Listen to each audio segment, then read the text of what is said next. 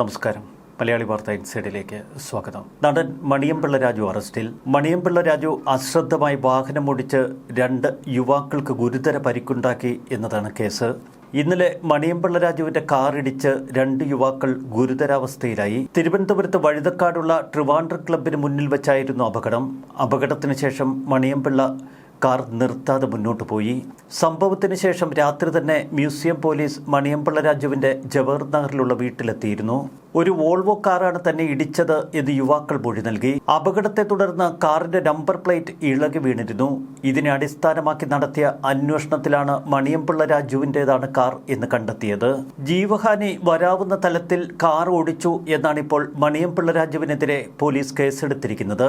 3 കുറ്റങ്ങൾ എഫ്ഐആറിലുണ്ട്. ഇടിച്ചിട്ട വാഹനം നിർത്താതെ പോയി ജീവഹാനി വരാവുന്ന രീതിയിൽ വാഹനമോടിച്ചു.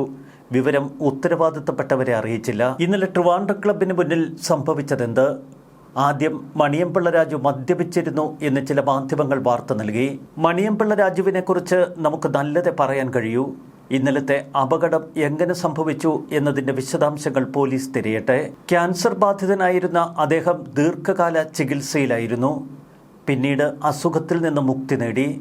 ചിട്ടയായ ജീവിതം തന്നെയാണ് അദ്ദേഹം നയിക്കുന്നത് എന്ന് അദ്ദേഹത്തിൻ്റെ ഉറ്റ സുഹൃത്തുക്കൾ ഇന്ന് എന്നോട് പറഞ്ഞു.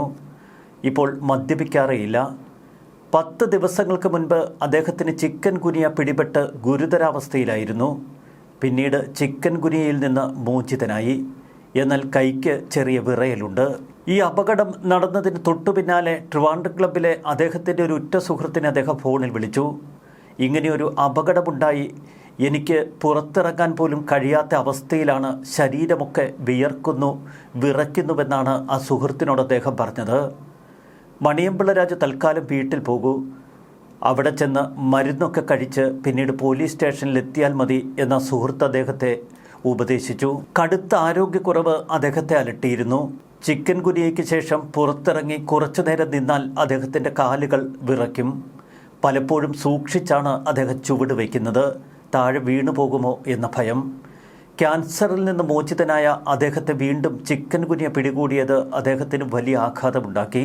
ചിലർ ചോദിക്കും, ഇത്ര അസുഖബാധിതനായ മണിയംപിള്ള രാജു എന്തിനാണ് കാർ ഡ്രൈവ് ചെയ്തതെന്ന്.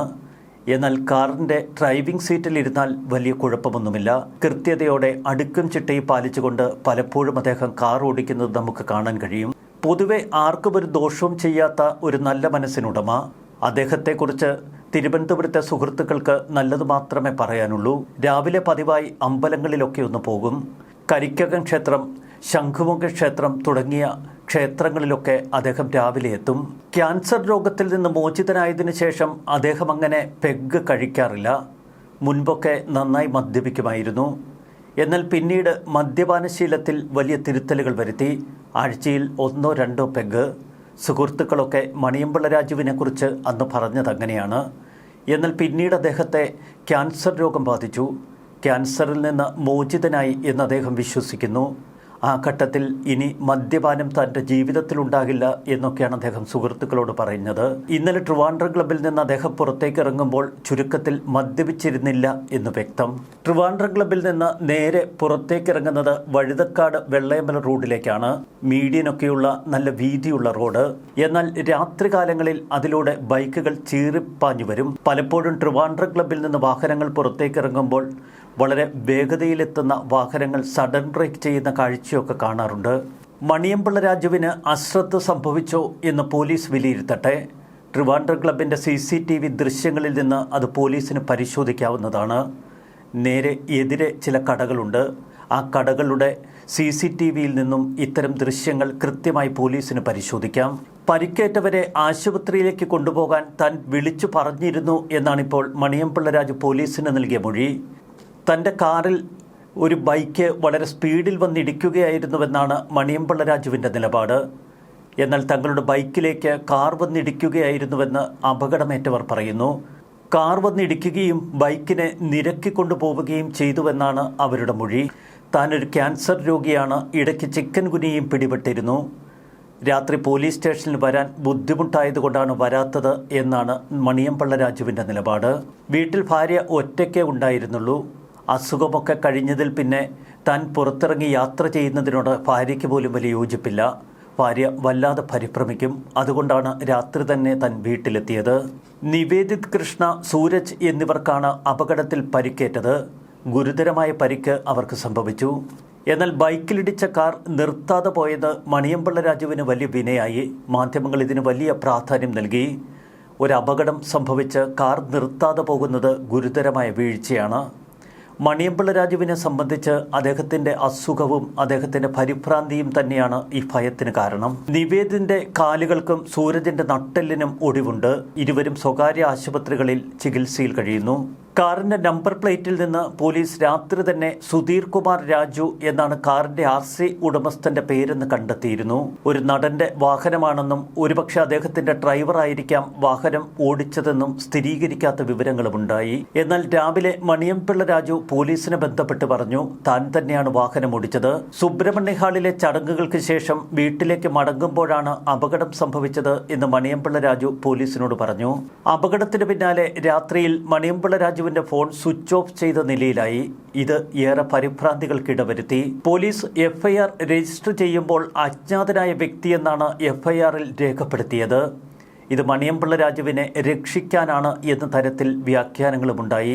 എന്നാൽ രാത്രി വളരെ വൈകിയാണ് അപകടത്തിൽ പരിക്കേറ്റവരുടെ മൊഴിയെടുത്തതെന്നും കാർ ഓടിച്ചിരുന്നത് ആരായിരുന്നു എന്നപ്പോൾ വ്യക്തമായിരുന്നില്ല എന്നുമാണ് പോലീസിന്റെ നിലപാട്. പരിക്കേറ്റവർക്ക് പ്രഥമ ശുശ്രൂഷ നൽകാൻ കാർ ഓടിച്ചയാൾ തയ്യാറായില്ല എന്നതാണ് ഏറ്റവും ഗുരുതരമായ ആരോപണം. എന്നാൽ കാറിൽ നിന്ന് പുറത്തിറങ്ങി ഒന്ന് നിൽക്കാൻ പോലും ആകുന്ന ആരോഗ്യസ്ഥിതിയിലായിരുന്നില്ല മണിയമ്പിള്ള രാജു. രാത്രി തന്നെ മണിയമ്പിള്ള രാജുവിൻ്റെ വീട്ടിൽ പോലീസ് എത്തിയിരുന്നു. എന്നാൽ വീട് പൂട്ടിക്കിടക്കുന്നു. വണ്ടിയൊന്നുമില്ല എന്ന് ഉറപ്പുവരുത്തിയതിന് ശേഷമാണ് താൻ റോഡിലേക്ക് കാർ ഇറക്കിയത് എന്ന് മണിയമ്പിള്ള രാജു പറഞ്ഞു. റോഡ് ക്രോസ് ചെയ്ത് വലത്തേക്ക് തിരിയുമ്പോൾ വളരെ വേഗത്തിൽ ഒരു ബൈക്ക് വന്ന് കാറിനെ ഇടിക്കുന്നു. അവർ രണ്ടുപേരും റോഡിലേക്ക് വീഴുന്നത് താൻ കണ്ടു. ഭയം കൊണ്ട് താൻ കാർ നിർത്തിയില്ല എന്നാണ് മണിയമ്പിള്ള രാജു പറയുന്നത്. രാവിലെ തന്നെ പോലീസ് സ്റ്റേഷനിൽ പോയി വിവരം പറയുമെന്ന് ഇന്ന് വെളുപ്പിന് സുഹൃത്തുക്കളോട് മണിയമ്പിള്ള രാജു പറഞ്ഞു. കാർ തന്റെ ജവഹർ നഗറിലെ വീടിന്റെ മുന്നിൽ കിടപ്പുണ്ട് എന്നും മണിയമ്പിള്ള രാജു പറഞ്ഞിരുന്നു. അപകടത്തിൽ പരിക്കേറ്റ യുവാക്കളെ ആദ്യം മെഡിക്കൽ കോളേജ് ആശുപത്രിയിലാണ് പ്രവേശിപ്പിച്ചത്. തുടർന്ന് ഇരുവരെയും സ്വകാര്യ ആശുപത്രിയിലേക്ക് മാറ്റി. മണിയമ്പിള്ള രാജുവിന്റെ കാറിടിച്ച ഈ അപകടത്തെക്കുറിച്ച് വലിയ വാർത്തയാണ് ഇപ്പോൾ മാധ്യമങ്ങൾ നൽകുന്നത്. ഗുരുതരമായ അപകടം തന്നെയാണ് സംഭവിച്ചത്. നടനെതിരെ കേസെടുത്ത പോലീസ് അപകടത്തിന്റെ കാരണം കൃത്യമായി കണ്ടെത്തട്ടെ. CCTV ക്യാമറകൾ കള്ളം പറയില്ലല്ലോ. ന്യൂസ് ഡെസ്ക് മലയാളി വാർത്ത ഇൻസൈറ്റ്.